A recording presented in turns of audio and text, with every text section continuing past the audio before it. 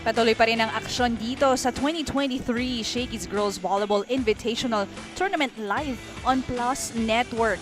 You see on your screens, it's Lyceum of the Philippines University and Adamson for our 6th game or final match of the day. And these two teams needing wins to keep up with Pool B leader Bacolod Taytong High School. At ito nga ang ating mga naging laro. On a Sunday, you have 5 exciting matches pero isa lang dyan ang umabot ng 3 sets, and that was the game before this one, Gracel, winning in 3 sets. At ito na nga, Lyceum will take on Adamson University. Now this is still Sheila Salaysay together with Richie Cordero bringing you the action. At pag-usapan naman natin ngayon ang pool standings. This is the Shakey's pre-huddle of the game. Looking at Pool B, we mentioned on top is Bacolod Taytong, followed by Adamson, and then Kings Montessori, at nasa ibaba naman ang Lyceum of the Philippines University. And for the other pools, you have NU, California Academy, and Naga, being on the top spot para sa tatlong standings or groupings natin. Now let's talk about the previous match of Lyceum of the Philippines that happened last May 13, and napakabilis nitong laro na to ng Adamson. Well, Lyceum was placed in a very aggressive pool. As you said, Bacolod Taytong, Adamson University, and Kings Montessori School, which really caused them to struggle in gaining their wins. And note that a loss in this match will result to them ending their journey here in the Shakey's Girls Invitational League. Iba naman ang nangyari sa previous game ng Adamson University dahil nanalo sila dito in straight sets, and we have Shaina Nitura having 23 points. It was an inspiring performance from Shaina Nitura as she scored a whopping 23 points. Let's see if they can secure the second ranking in their pool. That's correct. Several impressive performances so far ang nakita natin dito. Pero para simulan na ang ating final match, ipapasa ko na sa ating venue announcer for the lineups.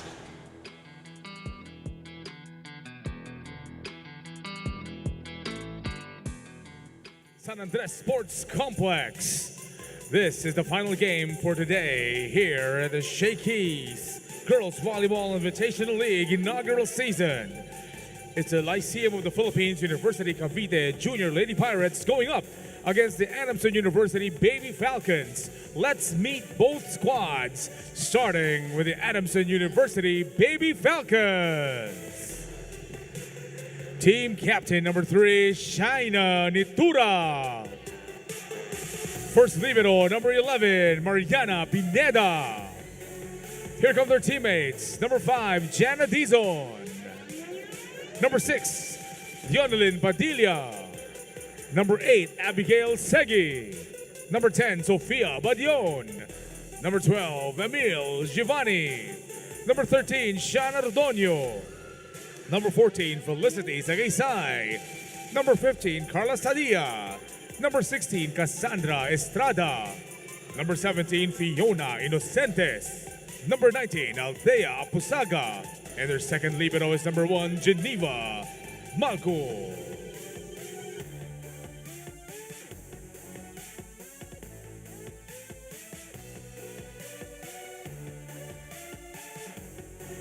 And now here come the Lyceum of the Philippines University Cavite Junior Lady Pirates, led by their team captain number 7, Rhea Guadagna.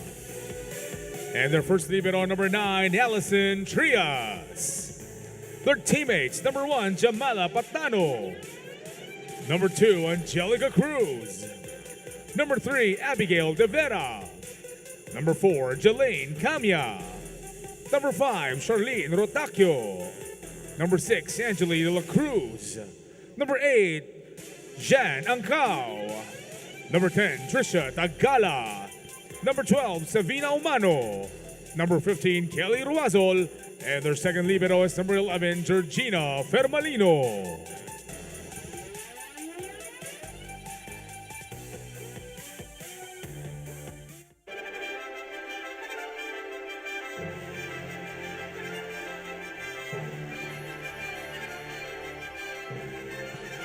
Here are our officials for match number 18. First referee, Sphinx Cabusa, national referee. Second referee, Eichel John Pero, national referee.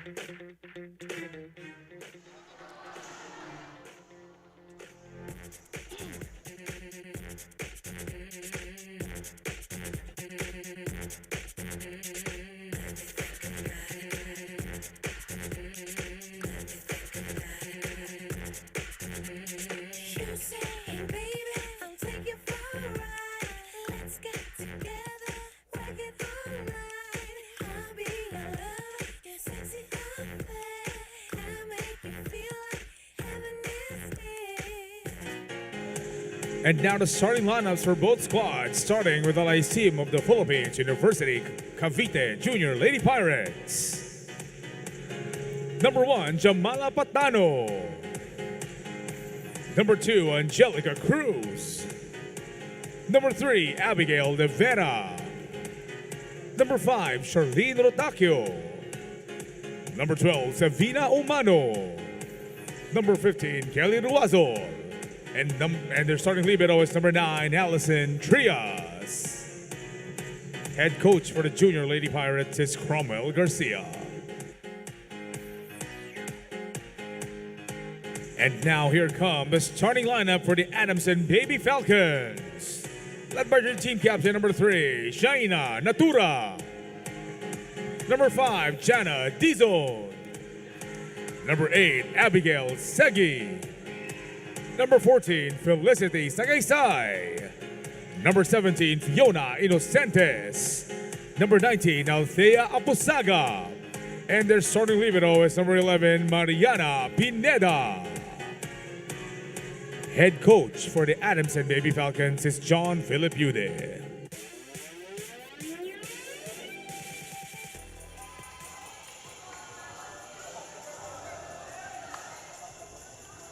There you have it, our starters for our final match of the day between Lyceum and Adamson.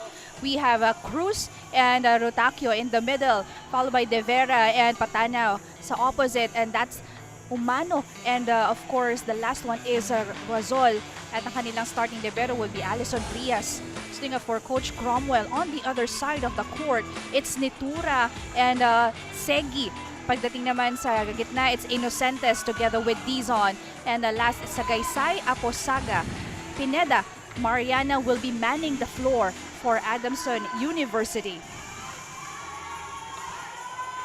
A tough challenge to work on for Lyceum as they game or play against Adamson. We begin the first set. This is brought to you by Shakey Super Delivery. Order your favorite thin crust pizza and chicken and Mojos now. Angelica Cruz. It will not work. This is Nitura. Good defense right there by Trias. Hitting from the opposite. Nakita ni Umano. Cruz once again. And that is the first point in favor of Lyceum. It wasn't the strongest of attacks, but it really hit the blocker's arms.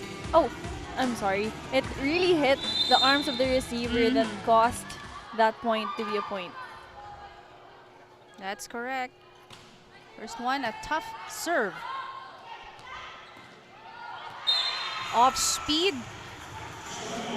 Madalang nating makita galing kay Nitura. Yes, Pero, usually it's very sharp attacks, but for that, she opted for a softer spike that landed right in the donut hole of Lyceum. Pero puntos pa rin yan para dito sa Adamson. Cruz reading that very well. First service error. Again, that's Nitura.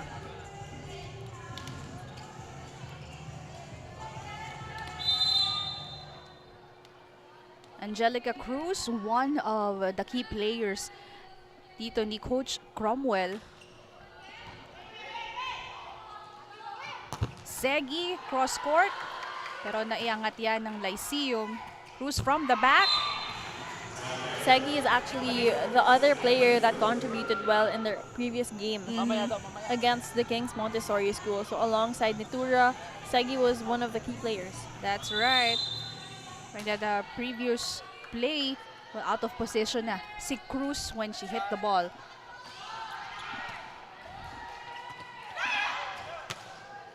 Hit from the opposite, did not work. Nitura from the back. She was dug. Free ball para sa Adamson. Shakey, and yes, this time she'll scores. Sharp attack coming from Shakey, finding zone 5 as her sweet spot.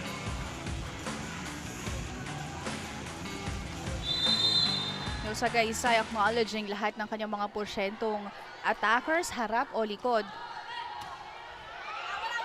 This is Cruz again getting the first ball. Rotakio almost a point. Over receive. At nakabantay nga dyan. Dito si Dizon, but she committed an error touching the net. Kaya naman puntos pupunta sa Lyceum. Abigail De Vera on deck to serve for Lyceum.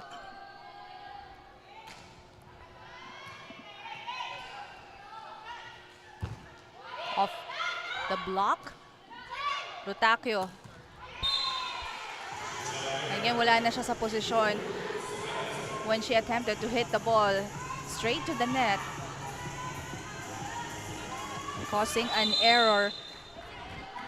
Lamang na ng isa dito ang Adamson. Rotakio once again, pero naiangat yan ng Adamson. Shakey, cross-court hit, and that is another point gained. Shakey really proving her position of an open spiker as a percentage spiker here. Alison Trias' defense is really being challenged by Shakey twice already. Great reception. And a smart play from Shakey once again. 3 points already coming from attacks. Tama, dyan in the previous match, kala natin out na yon pero kinuha ni Malco and Nitura, sending that one to Shakey. Shakey seeing that open spot. Miscommunication between Patanaw and Umano. Mistimed for that set. It was too high and she already went fast for that quick attack. Another point will be awarded to Adamson. And one more time as positional fault, I believe, is the violation committed by Lyceum in this part of the set.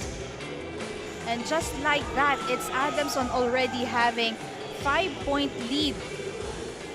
Kanina, dikit lang ang naging laban dito, wherein Lyceum able to make or create points both on offense and defense. Pero paano ba nakalayo ang Adamson dito, Richie? Well, I feel like they started out slow, but then eventually their attacks got more aggressive. Mas may karga na. So imagine 3 out of those 8 points ng Adamson came from Shakey, 1 from Nitura, and then Angelica Cruz delivering 1 from for her team Lyceum of the Philippines. And there you can see the happy super fans of the game, and this is brought to you by Shakey Super Delivery. Order your favorite thin crust pizza and chicken and mojos now.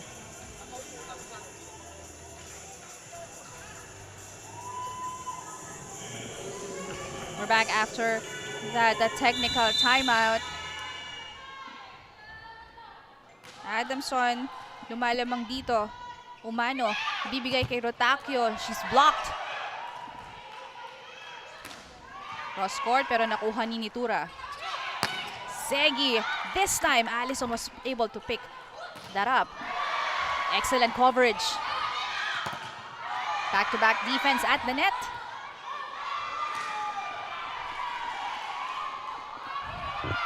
Shakey, Putrias, good. Ibabalik. Walang kumuha nung atake na yon. Cruz and Trias just looked at each other. Great exchange of action coming from both of our teams, but Shakey was able to find that spot right in the middle of two of our Lyceum players. That's correct. Aposaga continues to serve.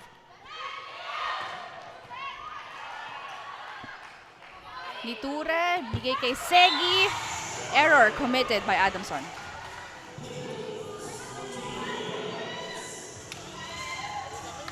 So that stops Adamson from gaining more points.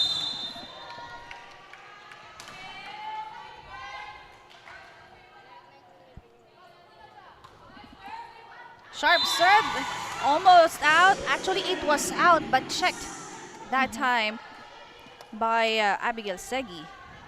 And again, those are the serves that are hard to, difficult to read if it's gonna go out or inside.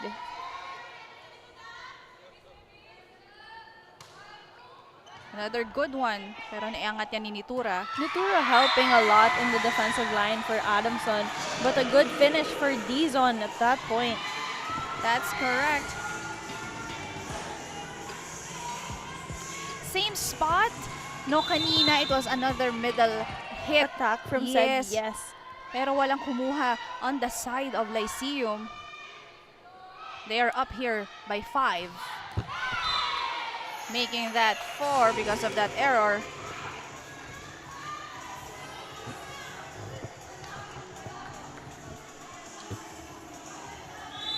Six serving 10. We have Ruazol. Service ace for Lyceum. That's the second.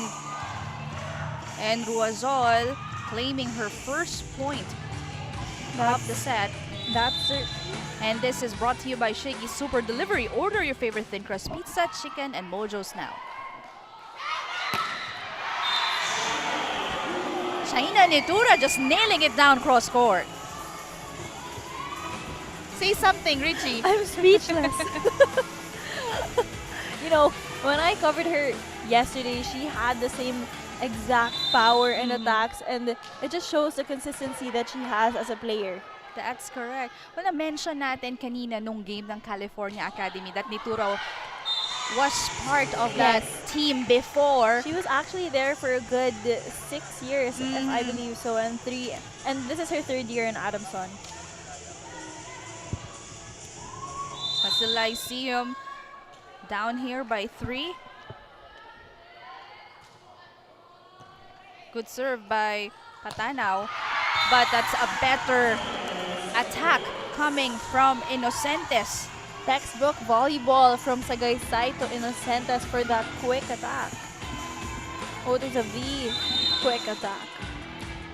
Well, I like how Sagaysay able to give the kind of sets that the spikers would enjoy, hitting. Well, it takes a lot of repetition and familiarity with your spikers to know how they want their sets. Hindi naman papahuli dito ang Lyceum, as you saw. The connection between Omano and then the middle attacker, that is Abigail De Vera.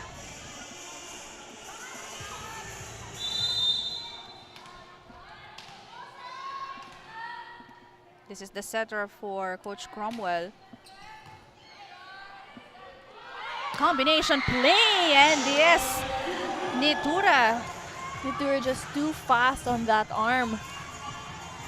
hammering it down from the middle. It's an advantage for her because her build is very long and her leap is also high. So if you have an explosive attack and a strong arm, more often than not, she will gain a point through her attacks and her serves at this point. That's right. Shaina Nituras, that's her 4th point of the set. Service ace. Yet another service ace coming from Shaina Nitura. Lumalaki na ang kalamangan dito ng Adamson kaya mapapatawag ng timeout si Coach Cromwell. Pakinggan natin. Una muna, papasahan muna natin. Pag hindi natin pinasa yan, okay, hindi tayo makaka-atake. Hindi yan. Ina-atake tayo ng malakas, nandun naman tayo. Ang problema, hindi tayo nagre-react. Kaya naman nating reactan eh. Yung na-atake mo, tapyaw-tapyaw, lakan mo nito. Sige, bawi. Continuous ha. Lapit tayo. We've heard the same exact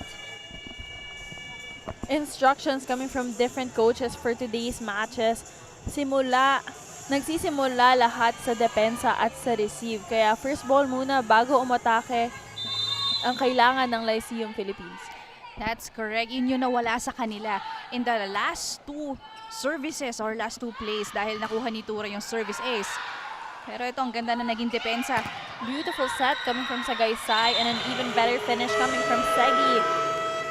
You know, that's an off-the-block attack dito ng Adamson pero walang coverage on the side of Lyceum. At pupunta nga tayo dito sa ating second technical timeout. Adamson up right here.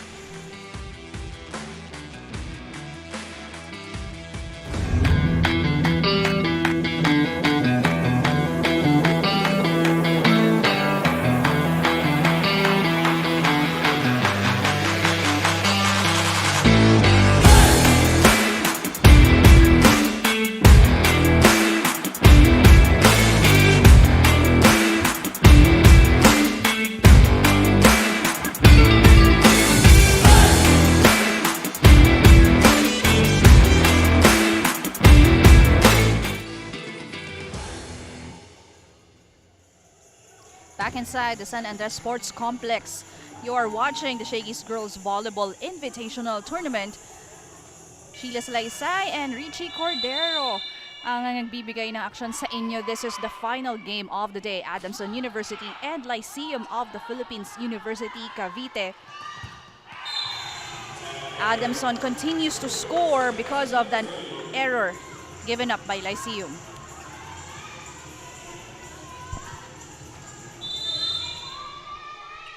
This is a better showing of Lyceum compared to their first game.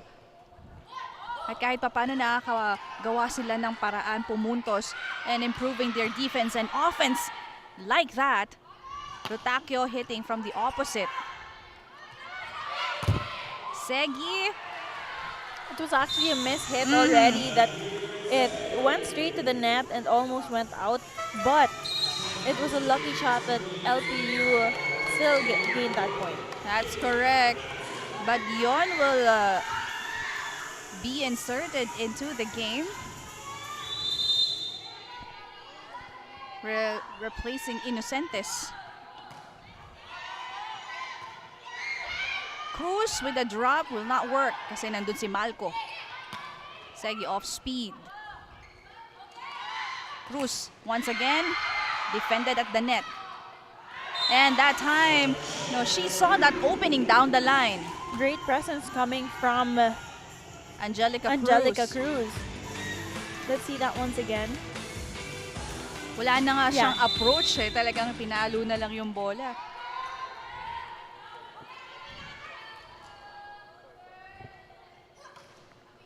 Good serve.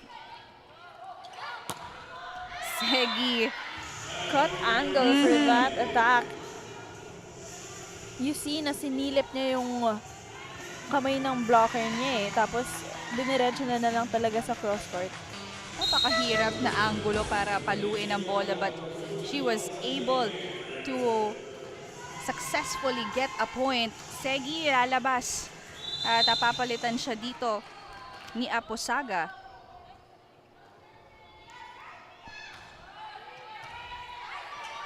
Cruz with attack and great defense, and then that is Dizon with an attack from the middle. Amazing to see that Sagaysay is really orchestrating her attackers really well. That's correct. Coach Cromwell called for timeout. Pagka hindi natin iniintindi yung mga nangyayari, nasa likod ka, ano maintindihan mo dyan? Makikita mo ito sinusulat ko? Makikita mo to? Pumasok. Dito yung middle. Right? Tama ba? Ito yung block natin. Saan yung open space? This one. Okay. Bakit hindi kinukuha yan?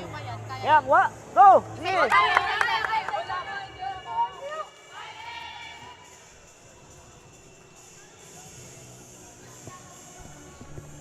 So that's a simple and basic reminder, especially when the middle attacker is the one talagang papalo sa opponent mo. Kanina pinakita ni Coach Cromwell, saan ba dapat puposisyon kapag gitna ang papalo? Anong area ang dapat mong i-cover? Anong area ang bukas? Well, usually when the middle blocker is the one spiking, your defensive line has to really surround the whole court because the middle attacker will more often than not has the angle for every point of the That's court. correct. So sa kanina earlier, isa lang yung nag-attempt mag-block sa side ng Lyceum. So mas lalaki yung i-cover na area nitong kanyang mga defenders.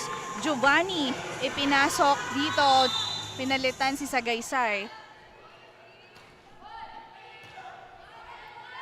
Umano will give this one to Cruz, and that's out.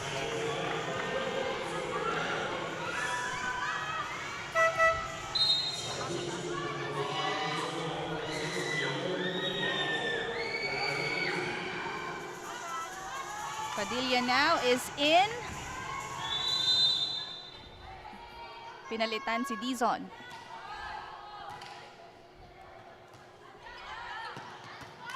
Free para sa Adamson. She was dug right there. Babalik. Nitura. Picked up by Umano. Rotacio will give another chance. Sadia, cross court, finding that line. Wasn't the strongest of spikes, but really found that spot in the back that Lyceum has been struggling to get. Well, if you look at the 6 on the floor for Adamson this time, hindi ito yung nagsimula sa kanila. So, Coach really giving chances to his other players. that's correct. And the fact that they are contributing except for that last play. An error committed on the side of Adamson. Lyceum naman dito ang magpapalitan. Ang Cow ang papasok. Papalitan dito si De Vera, Abigail De Vera.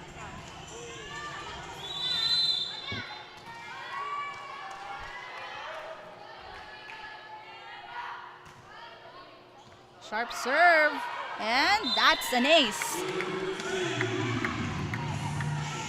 Ngayon napapansin nating mas kargado na yung service ng LPU. They have to take advantage of that to gain more points and hopefully catch up for the set. You know, Angkaw already kakapasok lang pero mabigat na agad yung serve. Maybe Another she's one. a service specialist. Yes, Against Segi with a long attack. that's Sadia. Oh, Sadia. I'm so sorry. That's all right. Once again, Sadia off the block and she will get that point.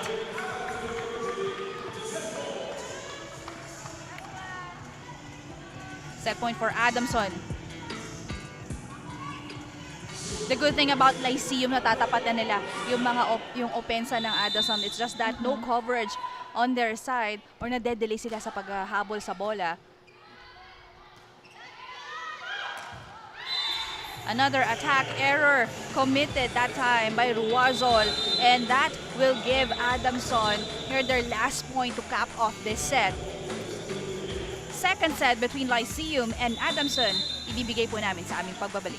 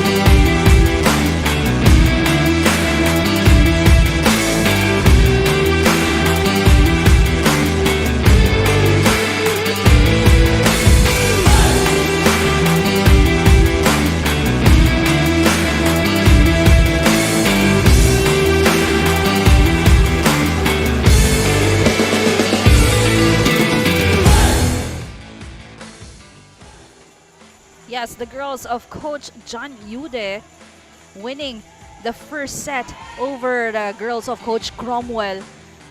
No, it was actually palitan ng puntos itong nangyari sa umpisa ng ating set. But it's the tandem of Abigail Segi and Shaina Nitura na pinahirapan itong depensa ng Lyceum, Richie.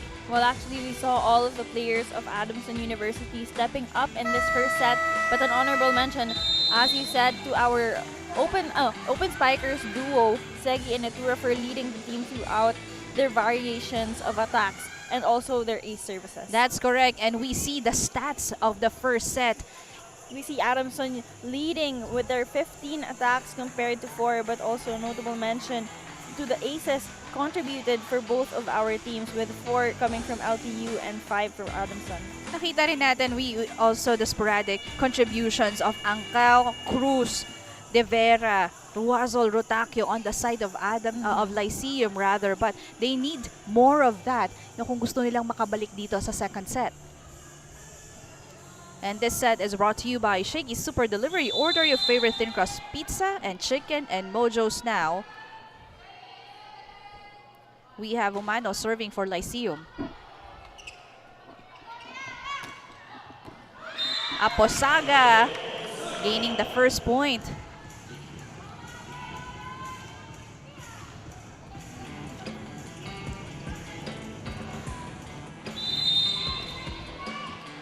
Sagaysay's job becoming easier dahil sa ganda ng depensa dito. Well, Adamson is really known for their program to produce players who have really good floor defense. That's correct. The first service ace for Adamson, pero the second serve, it's an error. Good attempt for Sagaysay to actually target the side of the court, but unfortunately that just found its way to the antenna. Angelica Cruz. What a sharp serve. Excellent dig. Well, that will not help Adamson. Celebration coming from LPU for that attack. It was a great answer back to Nitura's powerful attack. But you know what? Sometimes the attacks that are effective are the ones you need. That's right. Pero now let's, of course, give that credit sa ganda ng depensa ng kanilang libero sa Fermalino initially. Kaya naman sila nakapag-set up ng magandang play. And this time it's Cruz just hitting the ball towards the net.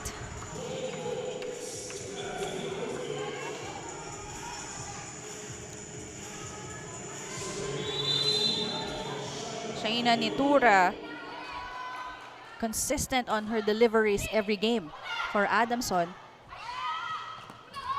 That's a tough setup para kay Ruazol. It was too close to the net, giving her the difficult time to adjust and even crossing the other side, to the other side of the court. Yes, that's scary. Sobrang dikit sa net and that can cause, injuries. Yes. Pero this time, makakabawi kaya siya. She was able to hit that over. Beautiful attack coming from Segi. I really have to give credit to all of the sets Sagaysay has been producing, really orchestrating all of her spikers. That's the third time, I believe, yung palo ni Segi lumapag sa gitna ng libero at ng back row defender ng Lyceum. And it's nice to see more of Segi, as the last game we saw more of Nitura. Yes. So now that Sagaysay is actually feeding all of her spikers, means everyone is being given the confidence. And we've seen it from Dizon and Innocentes, Aposaga and Sadia.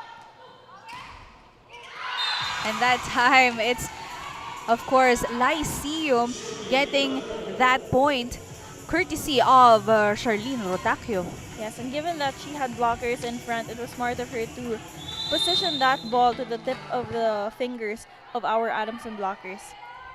Another lefty, Camia. Aposaga from the opposite, but ganda ng naging depensa doon. However, there was A violation committed at the net by LPU.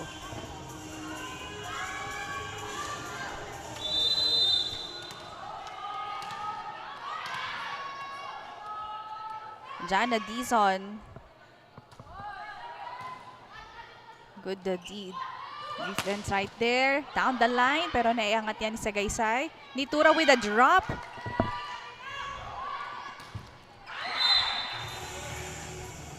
Lyceum committed an error. And that will, head us to our first technical timeout. Lamang pa rin dito ang Adamson. Well, everything seems to be going well on their way, unlike on the side of Lyceum, Richie. Well, I feel like Lyceum is aggressive when it comes to their floor defense. It's just a matter of converting them into actual plays that will damage the system of Adamson to stop their momentum. Yes, and our matches on Saturday, May 20, Gracel Christian going up against NU. De La Salle will play against UST California, going up against Arellano. Perpetual against De La Salle pa. EAC Ika Naga Foundation for our 5th game. And for the last, it's Kings Montessori and Bacolod Taitung will be the final match on Saturday. And syempre lahat po yan dito pa din sa San Andres Sports Complex.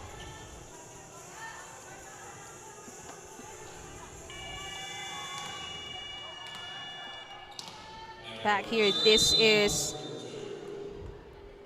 Adamson. 8 serving 3.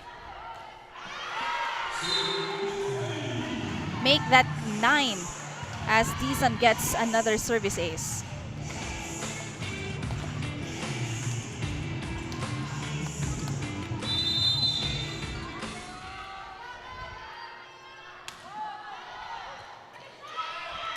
Back to back para kay Dizon. LPU really struggling gaining that first ball, and to think that they were getting the first balls in the first parts of this set. It seems that Go ahead. It seems that since the timeout, parang bumaba na yung moral ng Lyceum. Ito yung naging reminder previously ni Coach Cromwell, yung depensa nila na nawawala nung first set at nangyayari na naman ngayon dito. But in that last final sequence, it's Lyceum getting a point from that attack.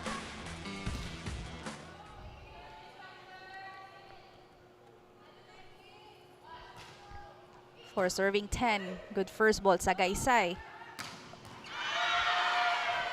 Segi once again with the same type of attack she's been producing all this match. They make, they make volleyball look very easy with the kind of pass, setup, and attacks. If you notice, the approach of Nitura and Segi are actually alike. It's just that Nitura seems a bit lighter when she explodes inside, explodes when she elevates. That's correct. Earlier, it was Dizon with the service ace. Ito naman si Aposaga, Althea Aposaga.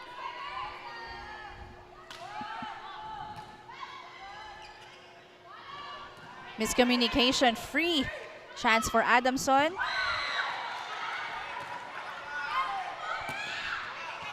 Nitura with a good dig. Another hit in the middle. Nitura once again. Very familiar already with the types of attacks Nitura provides.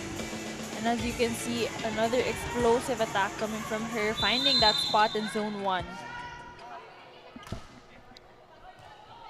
Good first ball. And kagado yung palo, but still that was just too long for Lyceum. Kelly Ruazol.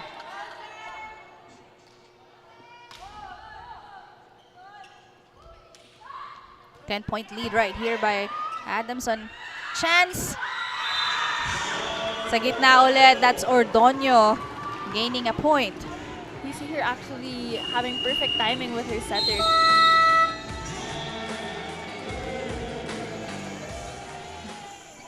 That's correct. Everyone on the side of Adamson really contributing. Napatawag ulit ng timeout ang Lyceum. Are you expecting bibigyan ka ng set o hindi? Expecting, nakatayo ka ron, hindi ka na-approach. Sabi nga sa inyo, learning process. Wapalo quick. Saan yung binablakan? Sino nagbablock? O saan mo binablakan? Doon sa kabila, ay dito naman pumapasok. Go, go, go, go, go!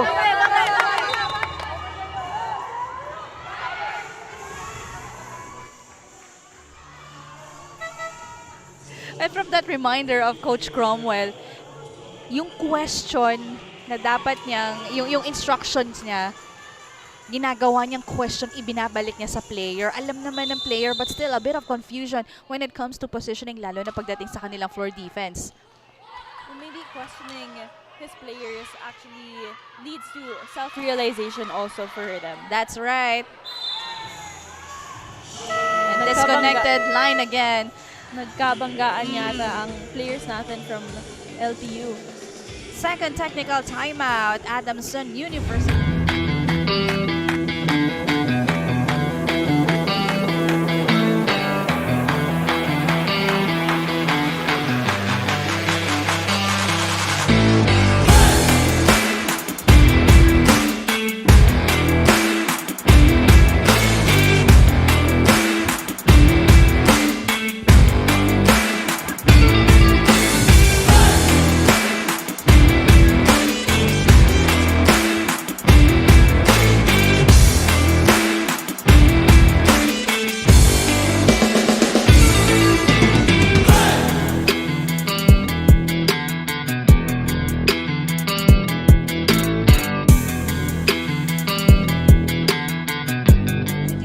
Enjoying a very comfortable lead on the second set. Well, they were able to get their momentum on the first when they won that. At tuloy-tuloy na nga itong pagkuha ng puntos ng Adamson. The first set was a bit closer, but now Adamson is just dominating and really showing excellence in playing their sport. That's correct. But Dion again is in. Ordonio out. With a lead like that, coach is really trying to give confidence and exposure to all of his players. Ball is still up. Giovanni sending that one to the open. Segi was blocked. Giovanni taking the matters into her own hands, but unsuccessful. Great attempt for that 1-2 play coming from Giovanni. Minsan ka na lang makakapalo, hindi pa papasok. Sayang naman. You know, but sometimes those risks will be the ones who will teach you in the future. Segi once again. Bumawi agad si Segi.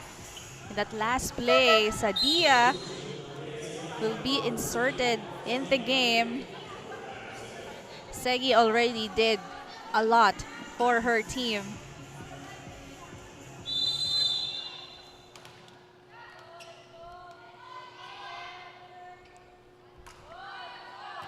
Good first ball by Lyceum.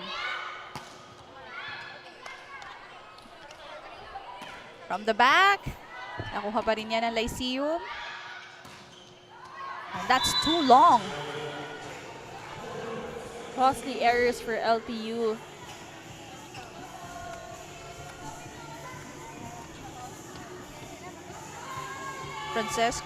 Carla Sadia made also a few points earlier. Free ball. LPU struggling to stay composed in this set. That's correct. But first that ball goes out from Badion, who looks like she hit that ball mistakenly.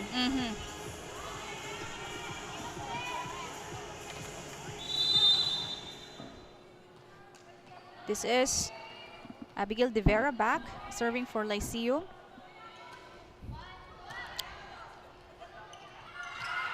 Drop by Badion.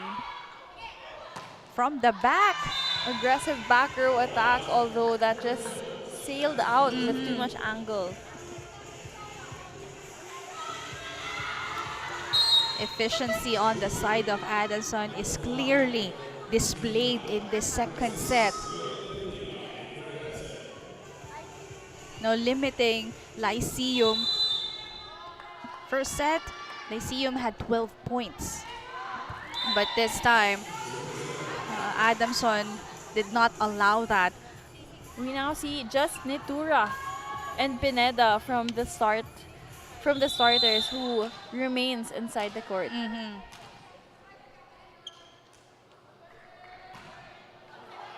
Service error given up by Lyceum. Easy points awarded to Adamson University now.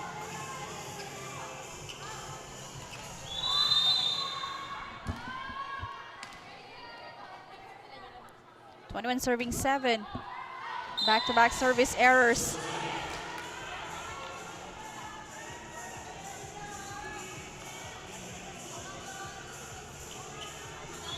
On the side of Lyceum, you see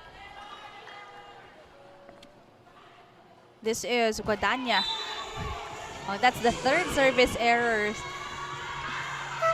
Inocentes, like too excited. Replacing Nitura on the floor, and you get applauses from the audience, parents of Adamson.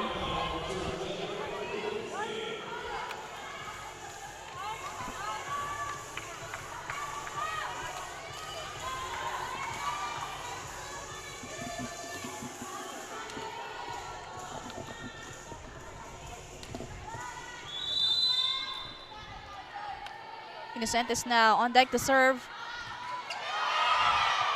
Almost an ace. Free para sa Adamson. Over-receive. And the libero, surprised that she gets a point from that. Lucky point coming from our Adamson libero.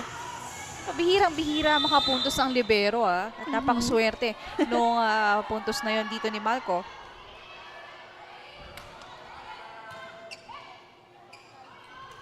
Drop will not work for Lyceum off the block. That's a really tough setup given to Rutakyo. And that error will send Adamson University to a match point.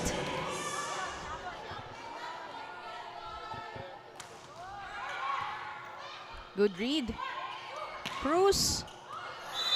Too much muscle on that. And with that, it's Adamson winning in 2 sets against Lyceum of the Philippines University. Credits to all who contributed for this win. Para sa Girls League coach John Yude, MVP of the match. Highlights of the 2 sets when we return.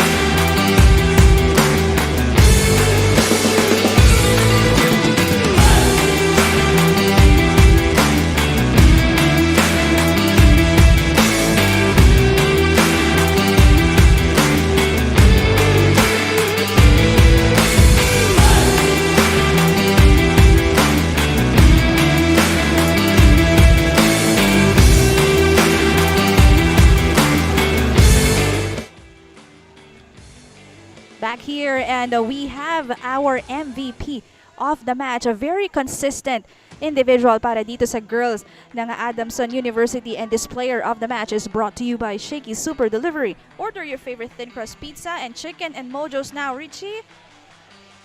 Well, Abby Segi was one of the spark plugs for our match today. She was consistent when it comes to her powerful attacks, and she really proved herself in today's match. That's correct. Kaya naman siya ang ating MVP. Hi, Abby, and congratulations on getting another win for your team. You know, first set, 12 ang naging score ng Lyceum, pero pagdating ng second set, nagawa nyo limitahan yung kanilang puntos. Ano bang ginawa nyo nung second set? Nung second set lang po, ni-remind po kami, pinaalalahanan po kami ni Coach palagi na mag-enjoy lang. Ilaro po yung laro namin as always po. And kumpiyansa din po sa sarili. Kumpiyansa din po talaga sa tapang din po, tibay. And para din po makalaro po yung iba sa labas ng court. Ayun lang po. Okay, I'm moving. You will have another game para sa inyong team. At syempre, pero sandali lang. Pwede ka nang bumati at magpasalamat sa lahat na sumusuporta sa inyo. Unang-una po sa family ko po, kay Mama, and sige na Kuya po, kay Ninang. And sa teammates ko po, big credits po kay na coaches. And sa team captain po namin si Shai. Ayan po. Yeah? And sa Akari po and sa Adamson. Ayan. And then dahil ikaw ang ating MVP of the match, you'll receive a super card and gift certificates from Shakey's. Once again, congratulations. Abby Segi of Adamson University, our MVP of the match. At syempre, balikan natin ang nangyari dito sa dalawang sets nila against Lyceum. First, nung same level playing field pa itong Adamson and Lyceum, but then Segi talaga ang nanguna, and she racked up points delivered for her team consistently umpisa pa lang.